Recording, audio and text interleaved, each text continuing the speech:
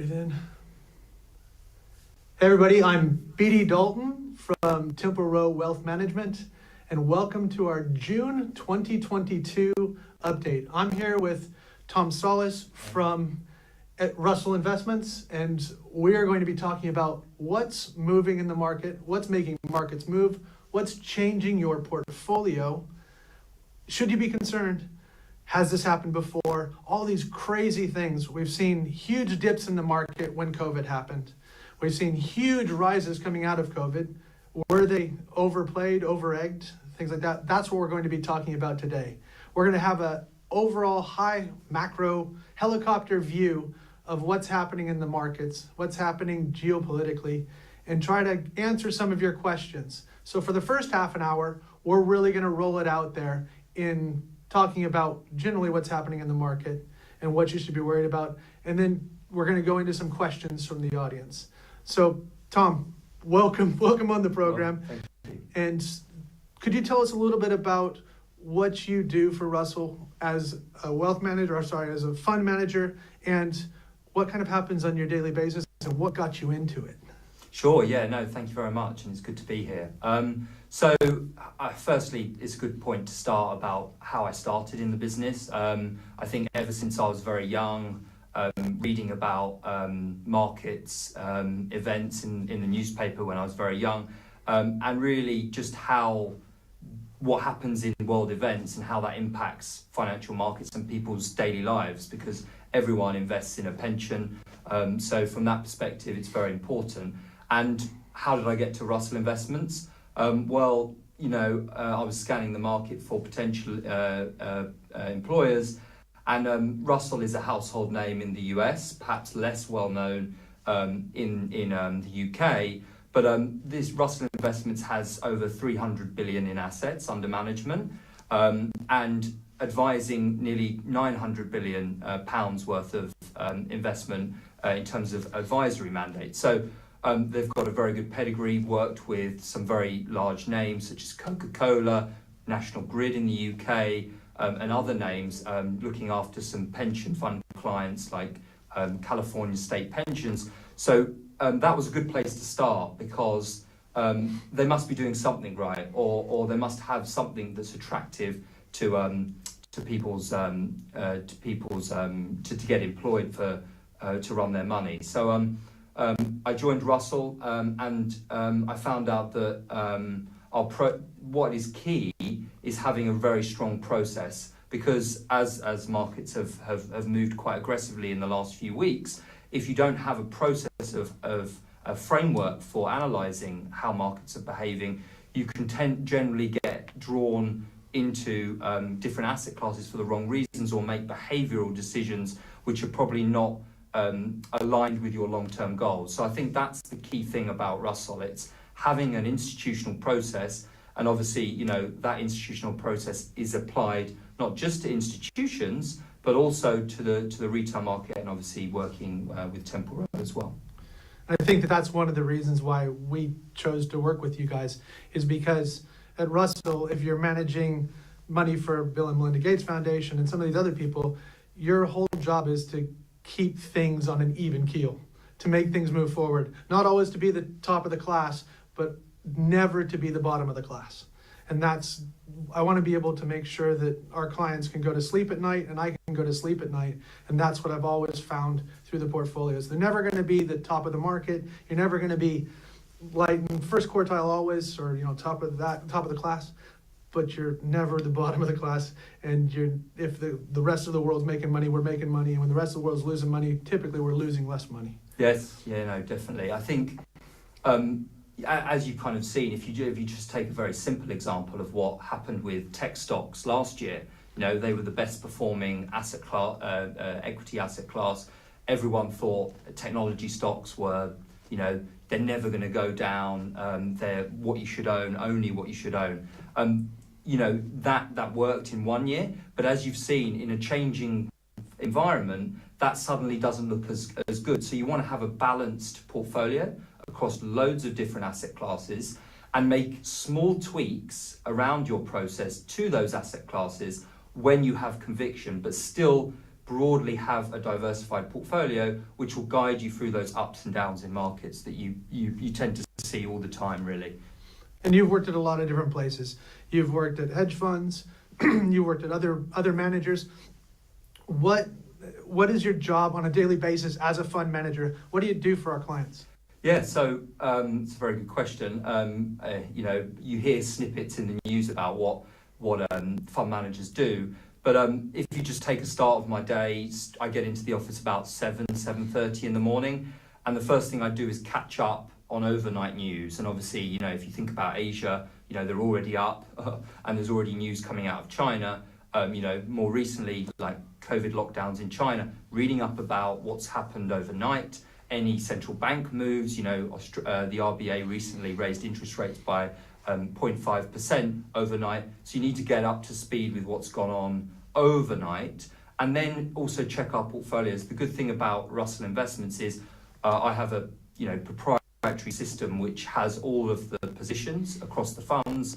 And I can check the exposures, how they've changed over the day, and check risk management as well. Like what are some of the key things that the portfolio is sensitive to? Are they too sensitive to oil prices? Are they too sensitive to sterling? And I can manage those and take a look at those. That's something that's the core part of the day to start with. It's very important to have that at the beginning of the day, because that's when you're the most fresh and you can analyse portfolios and what's happened overnight. Then what we usually have a team meeting to discuss with the team about what's going on. And how many people are on the team? Yeah, so there's four multi-asset PMs, myself, Alan Zatouni, who heads up the team, and we've got two other portfolio managers in Paris, and then we have an analyst also in London. So in total, there's six of us. And really, in that team meeting, it's about sharing ideas. And the whole point of Russell, and why I was attracted to the place, is that it's about sharing across the platform. We've got people in Paris, we've got people in the US, and it's about sharing the ideas together to benefit not just our portfolios in the UK, but also across Europe and across the US, across Australia and various others. So that team meeting is crucial. And we share ideas and come up with, do we want to change anything in the portfolios? Is someone seeing something in the US or in Europe that's different from, say, what we're seeing? And whether we need to tweak everything. And then around midday, what tends to happen is we get cash flows. So if you decide to sell a unit of one of the funds, that will involve me doing some trading activity, because if it's a large enough sale or a large enough inflow, that will alter the shape of the portfolio. If you've got cash coming in, that reduces your investment weight in the portfolio, so you want to rebalance that.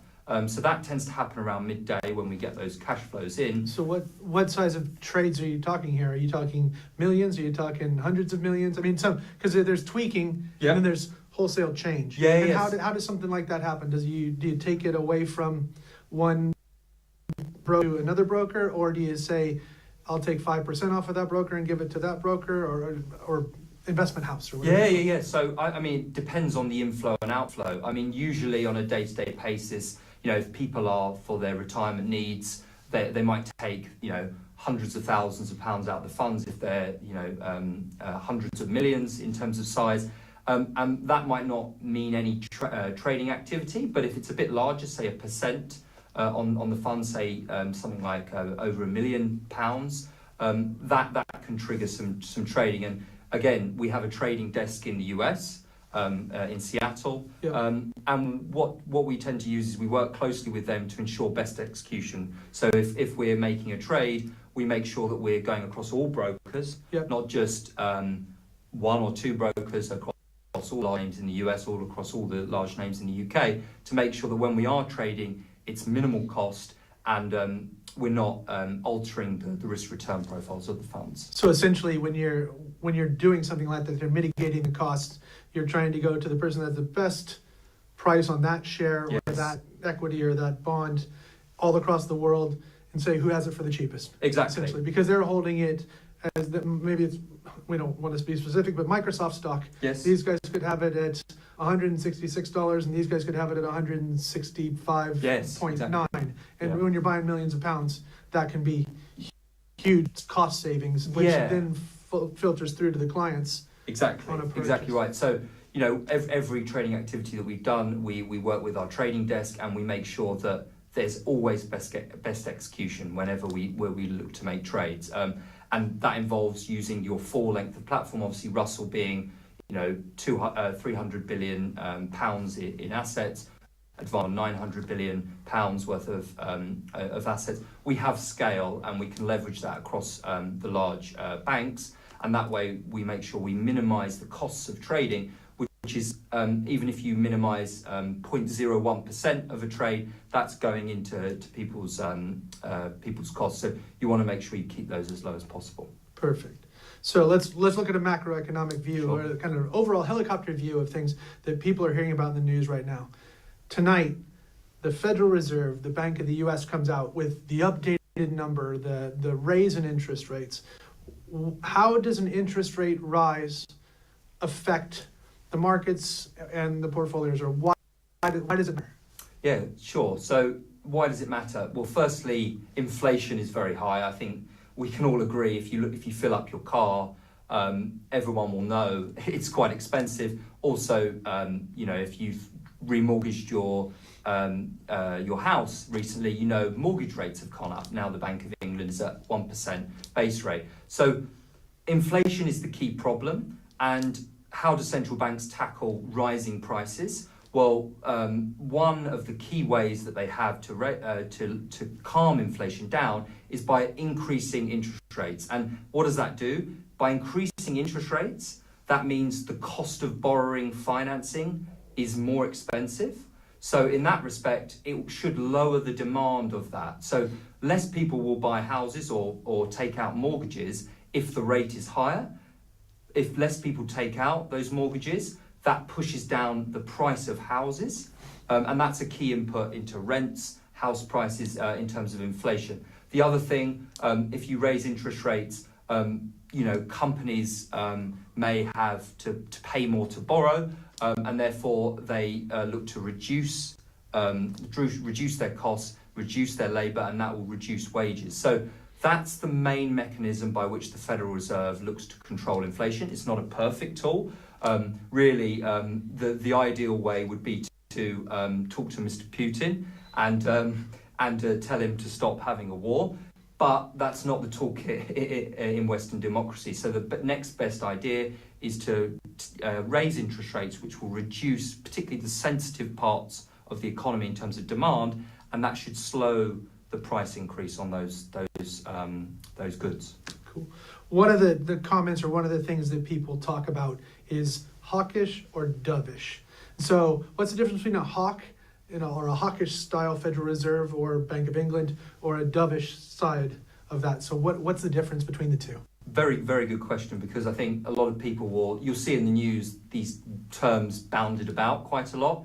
And a hawk is, if a central bank is hawkish, what it essentially means is they are looking to take away accommodation from markets. So how does that work? So as we mentioned, inflation is a problem globally. So at the moment, central banks are hawkish. So they are increasing interest rates and reducing their balance sheet or the amount of assets that they purchase in the market. And that removes accommodation. And that's what you call hawkish. So it's reducing the amount of stimulus in the global economy. As you know, we've all come out of COVID and we no longer need that level of stimulus. On the flip side, obviously in March 2020, you had worldwide economic collapse, and therefore central banks needed to stimulate aggressively, lower interest rates to increase the appetite for people to borrow and buy houses, and support the economy.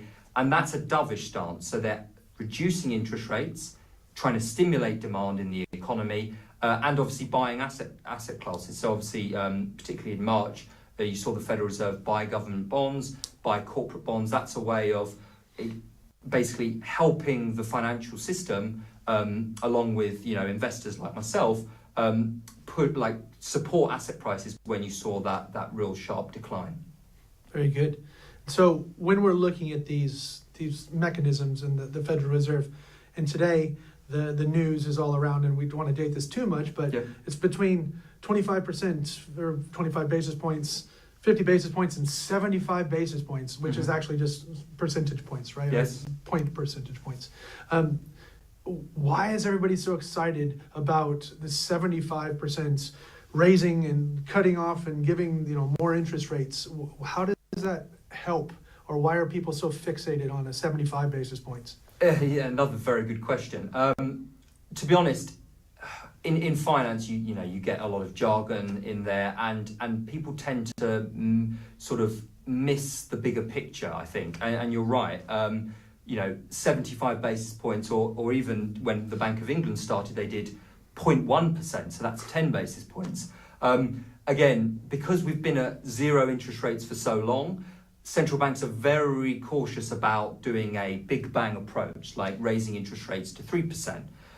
The reality is markets have priced in the future, over the next year, that dynamic, 3% in the US. But central banks don't want to do that all at once because they'll spook the markets, and that will cause even more turbulence in financial markets than there already is. So it's about an expectations game. It's about it's exactly why politicians don't come out, and maybe some politicians do, but why most politicians try and be measured in their response. They don't want us to surprise the world. They don't want to surprise consumers, who are very important to the global economy. And if you suddenly increase interest rates by a large amount, that could be a financial shock that not many people are prepared for. They are prepared if you telegraph it over a longer period of time, so they can prepare their finances.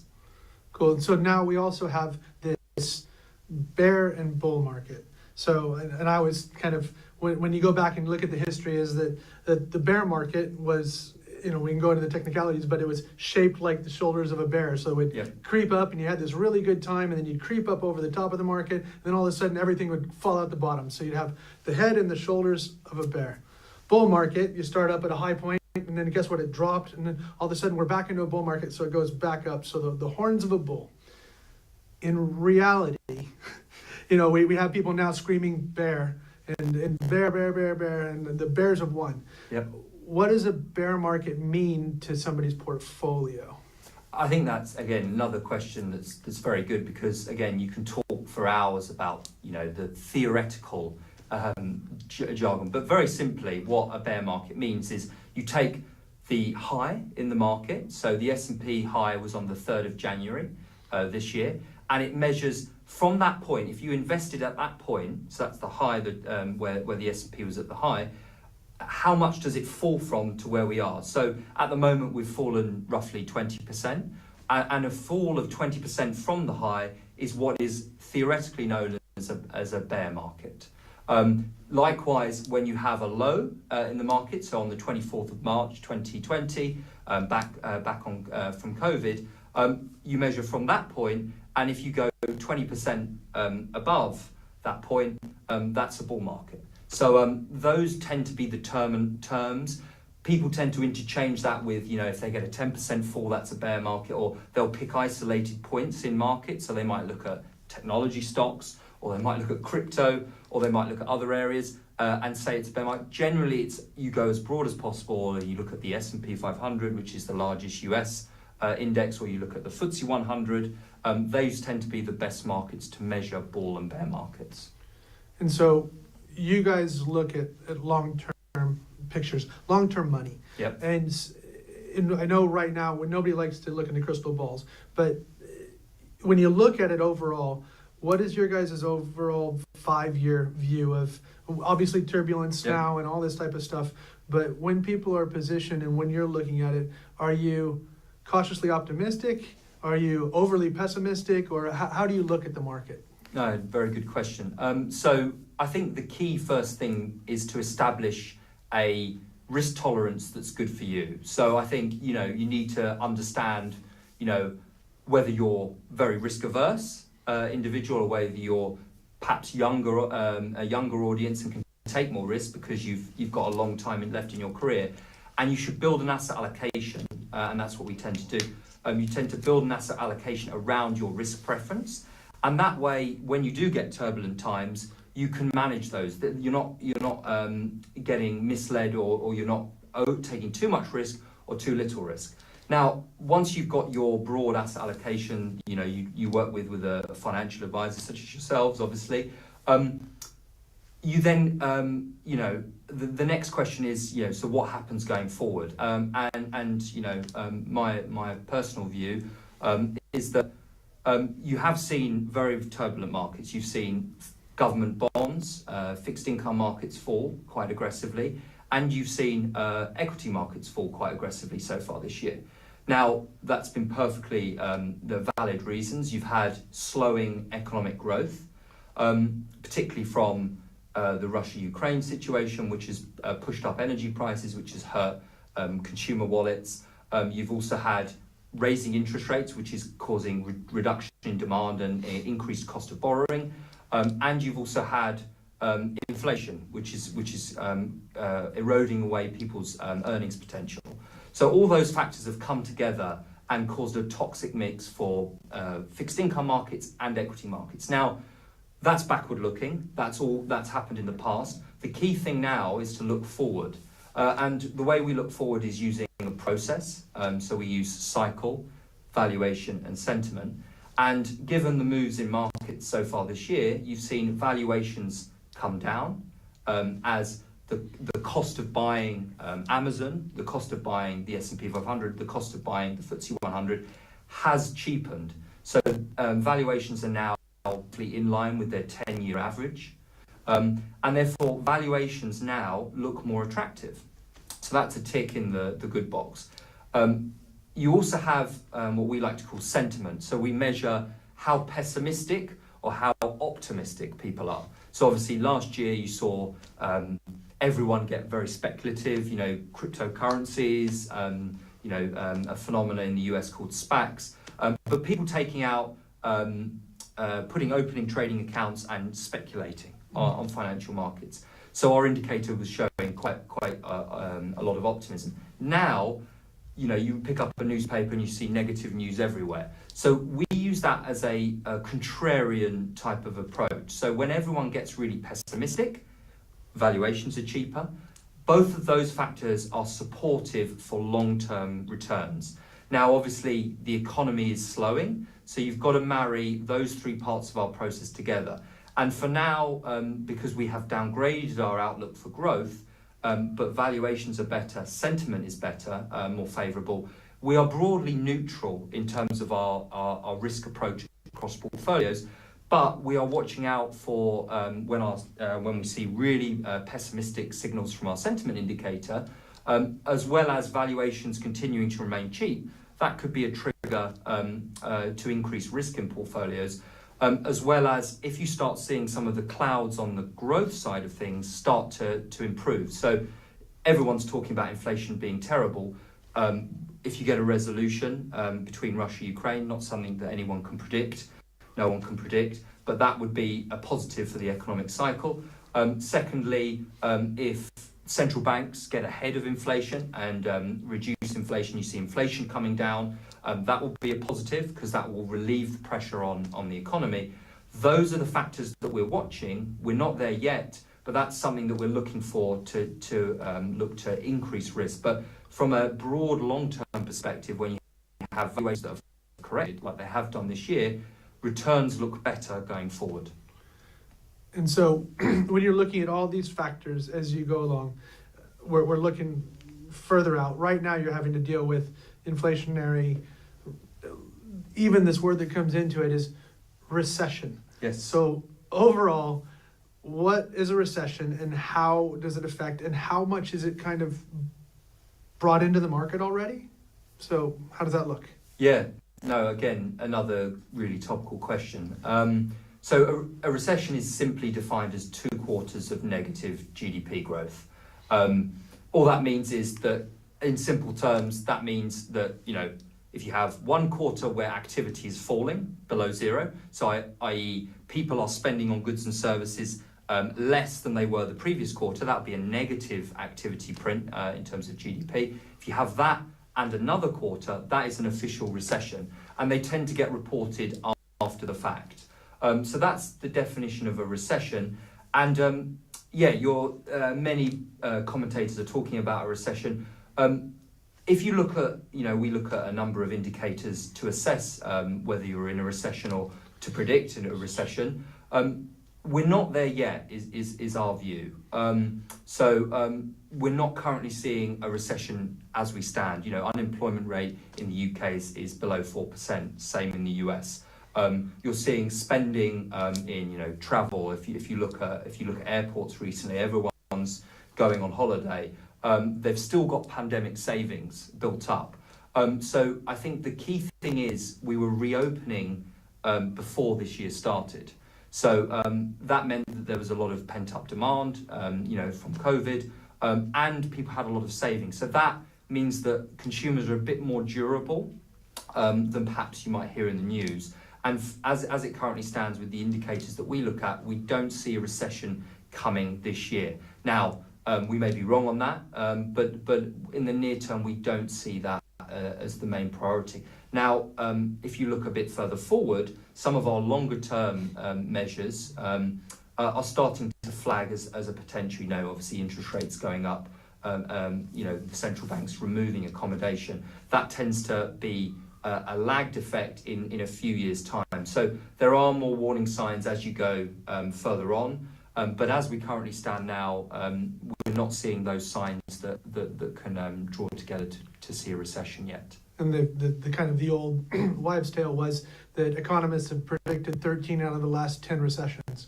Yeah. So exactly. they always want to be negative, and you're always going to have a recession in some sort of economic cycle. Always. Yes, exactly. And I think the key thing is recessions don't come about very often. We obviously had in March 2020. No one predicted the worldwide COVID. But obviously the previous recession was in 2008, 2009. So these things are very low probability events, but everyone likes to think that they can time when a recession is. And I think the key thing you need to think about is, rather than removing all into cash because you think a recession is coming in the next week or so, for something that happens very rarely, is the wrong thing to do in our view. So I think you have your broad diversified portfolio across loads of different asset classes that move in different ways. That should help you ride out volatility. As some days people think there's going to be a recession, some days they think it's going to not be a recession. The idea is to have a balanced portfolio that you can ride out the turbulent markets, and even if you see a recession, having the balance in the portfolio should help. And then, my job and our team's job is to tweak the portfolio when we think probabilities are changing. So we don't see a recession this year, but say that view materializes next year, we can reduce risk at the margin. But this is not taking big bets. We're staying around a strategic asset allocation and making small tweaks around our conviction, because we know that no one's right all the time. That's perfect. And that without those big changes, because then you have to make wholesale changes all the time, which are costly and all sorts of things that come along from that. Yes. That point of view. We promised that we would go to some questions because we've been talking, and we'll answer some things. Sure. Julie, do we have any questions from the audience? Yes, we've had a few questions, Bart. So Guy has asked a couple of questions. So the first one is, to what extent can you protect the real value of investments against the effects of inflation? Very good question, and very, very topical, as you say. Inflation is the number one factor that everyone's talking about. And I think, again, not to repeat myself, having a diversified portfolio is the key thing. You want to have investments that work in different regimes. We've come from a period where growth was very low coming out of the financial crisis, under 2% in the UK, under 3% in the US, very low inflation, below 2% in developed markets. So in that environment, some asset classes work well. Government bonds work better. More technology stocks work better. However, the current regime is obviously very different. You're seeing high levels of inflation, and you're seeing high growth up until this year, over 4% in the US. So that creates a very different mix. And what you want to have is, you want to have government bonds for different regimes, but you also want to have other asset classes that work well in inflationary times. And what are some examples of those?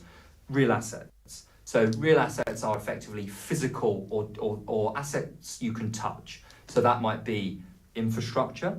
Think of energy utilities, think of toll roads, think of airports. A lot of these types of investments that are a part of any good well-diversified portfolio, they tend to be inflation linked. So as we all know with our energy bills, you can see that they tend to increase when inflation is higher. So commodity prices go up, your gas and electric and utility bills go up. Similarly, when you think about toll roads, a lot of those types of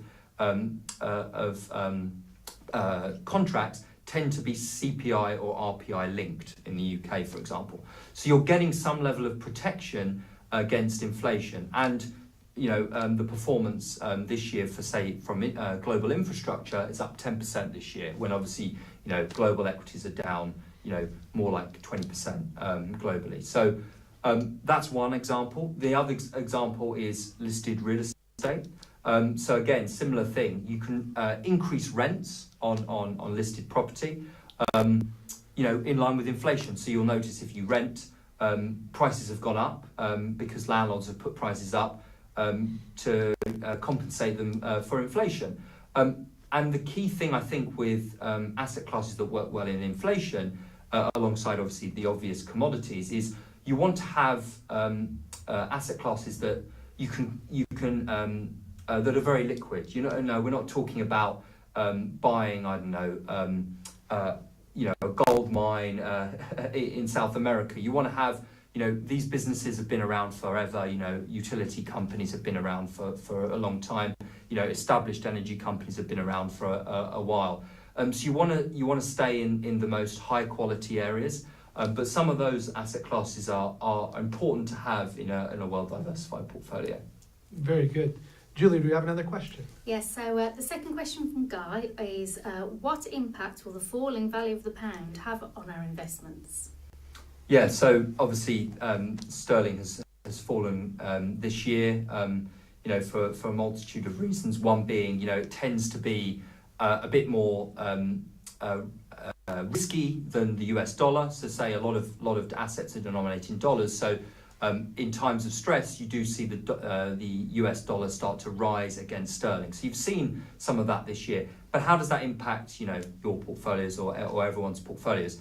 Well, what you tend to see is that it can be a benefit. It's not just a negative. So if you have overseas stocks, the translation impact of taking a US stock, which is listed in dollars, and translating that back into pounds, which is where we live, that can be a positive impact. Another thing is, if you look at the FTSE 100, some of those companies are global companies, but they're listed on the UK stock market. So they will get earnings benefit from having earnings in the US dollar and other currencies that have appreciated against the pound. And when you translate those back into the UK, that's a tailwind. So there's some benefit. So if you own overseas stocks, that's been a benefit. Now, where is it a detractor is a lot of when the pound falls, obviously that's negative for any sterling assets that you hold. So if you have sizable positions in sterling assets, against when you compare it on a global stage, that will look less attractive. And if you've done any travelling of late, which I've been to Dublin and Rome recently, you see American tourists everywhere. Why do you see that? Is because their currencies have appreciated by 10 to 15% this year. So they've seen the benefit, but so does a well-diversified global portfolio where you have exposure to not just sterling, or UK assets, like just the FTSE 100. You want to be exposed to all types of assets across the globe, so you can benefit when sterling either strengthens or weakens. Perfect. And one question that we'll go back over to Julie in a second, but one question that came in, because most of our clients are enjoying a Deli Man cream tea. So Mike Pagan asked, cream or jam? First, I think on top. Oh, okay, that's a very I know particular it question, could be very contentious. I don't want contentious. anyone to, in the comments, have a go at me. I think it has to be cream first, and then jam. I've not got any. There's no theoretical idea behind that. I think it's just I've always done that. But every way is correct in my view. Very good. Julie, cream or jam? And then the Oh. next question, please. I might get in trouble for this. Jam first, then cream. Jam first. There you go. Look at Very this. Here in the studio, it's all broken Everyone's down. grown. Oh, okay. So what's the next question, Julie? Okay, so Mike has asked, what is the reality of where the crypto world is going to lead rather than unmanaged gambling? I think I was waiting for a question on cryptocurrencies. I don't have a crystal ball about cryptocurrencies. It's not something that we would adopt in a well-diversified investment portfolio. It hasn't been around very long. When you think about US stocks, they've been around for, multi-decades. When you think about government bonds, they've been around for a long time. Crypto is still a very untested asset class. So from our perspective, it's not something that we would recommend in portfolios as it currently stands, obviously very volatile. I think you've seen obviously a lot of volatility in crypto, predominantly because, if you think about what's happening in the global economy, interest rates going up, you will notice if you dig a bit deeper, crypto asset prices tend to be quite correlated with technology stocks. So technology stocks have had a particularly tough time, and then therefore, as they're fairly linked, because investors own technology stocks, they tend to own more cryptocurrencies. Yes. That's why you've seen some further pain in cryptocurrencies more so than any other asset class. So I think it's an asset class that's emerging. It's not something that I have a very strong view. It's very hard to predict, as you said. The question said, a lot of it is very speculative. Gambling. This is not something that at Russell we have any conviction over, but certainly it's being caught up in a lot of the technology weakness that you've seen with investors who own technology also selling their cryptocurrency assets. And really, when you look at that, a lot of the stuff that you want to own, and not saying that crypto is bad or good, is all the stuff that we typically own in a portfolio is asset backed, and there are no assets to crypto. And I think that we'll be moving forward. We do a lot of stuff in the technology space with clients, but there is nothing there besides a trading mechanism. And when you look at the portfolios that are designed for our clients, there's not even, if you go back to crypto as a currency, we don't even have a lot of currency in the portfolio. Yes. So you're not, Russell's not gambling on yen versus dollar versus exactly pound right. on a daily basis. So why would you try to do the same thing with something that doesn't have it? So I think in the future, crypto is going to have a position as crypto as a mechanism for trade, yes, or a mechanism for exchange or currency exchange to reduce that. But currently, as a going concern, as an investment, it's probably what Mike said is more of a gamble than what we would like to take with clients' money. Exactly right. And the whole idea is, everyone's hard-earned savings. We want tried and tested asset classes. Crypto could be, we have a long-term capital market forecast for all our asset classes, which embeds in our strategic positioning across the well-diversified investment portfolios. There's no reason to say in the future cryptocurrencies might be part of that. But as it currently stands, it's not something that we as you say, it's hard to value. But that could emerge over time. But as it stands now, that's not something that we have as our broad basis for asset classes. Perfect. Julie, do we have any more questions? Well, we have got a couple that may have been asked and answered already. Okay. But this is talking about bear markets again. So what is the difference between a recession and a bear market? It's a very good question, because I think what the questions made a good point at highlighting is that recessions are not the same as bear markets. So stock markets can move in very different ways than the global economy. For example, in 1994, you had a bear market, but you didn't have a recession. So from that perspective, those things tend to not be the same.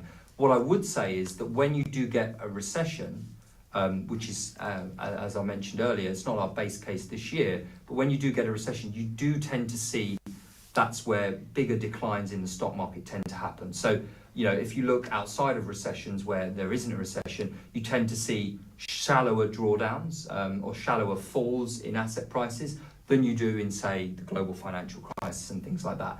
But there is times in markets, I mentioned 1994 as an example, and other times, the 87 crash is another example, where stock markets can fall quite aggressively, but you don't see a recession. So, that's an important distinction to make, that, markets can fall, there's volatility all the time. It doesn't necessarily mean just because markets fall, it's an immediate recession. You need to see the slowdown in the economy emerge, and if you see a short, sharp fall in markets, that might not necessarily materialize into a recession. Very good. Julie, do we have time for one more question? Yeah, I have Is there one more more question. So I was talking to Ian yesterday, and he said his burning question at the moment is, what specifically has happened to the markets in the last couple of weeks?